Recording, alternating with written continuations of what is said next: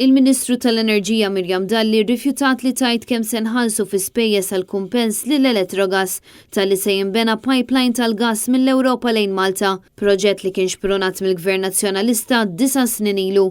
Il-kumpens li se jitħallas lil Elettrogas jista' jitla l-miljuni ta' euro mill-bwiet tal-familji Maltin. Iżda meta affaċċjata bid-domandi tal-ġurnalisti, Mirjam Dalli qalet li ċifra ta' 100 miljun euro li qed tissemma hija skorretta.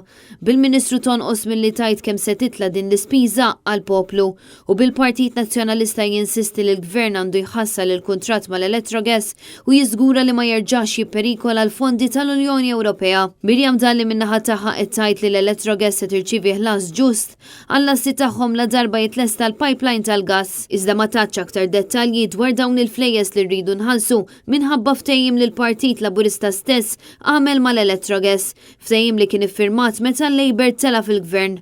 Skont dettalji li jirriżultaw mill-kuntratti tal-Elettrogas, it-terminazzjoni tad-deal li mistenni jseħħ fl-2028 se jwassal ħlas ta' madwar 64 miljun euro bħala kumpens.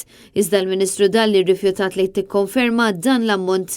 Isaħqet li r-realtà ili mingħajr dan il-pipeline se nkomplu nħallsu ħafna aktar flus kull sena u qalet li tippreferi tinvesti f'pipeline lest għall-idroġenu. Anke din idea mbuttata snin ilu mill-Partit Nazzjonalista. Fl-aħħar sigħat Matthew Caruana Galizia ibn Daphne Caruana Galizia spjega kif dan il-pipeline tal-Labor se jkun iħalli ħafna flus fil-but tal-persuna li huwa akkużat b'kompliċità fil-qtil ta' ommu u saħaq li l-għajnuna finanzjarja mill-Unjoni Ewropea għal dan il-proġett tmur kontra l-prinċipji tal-moralità u l-ġustizzja.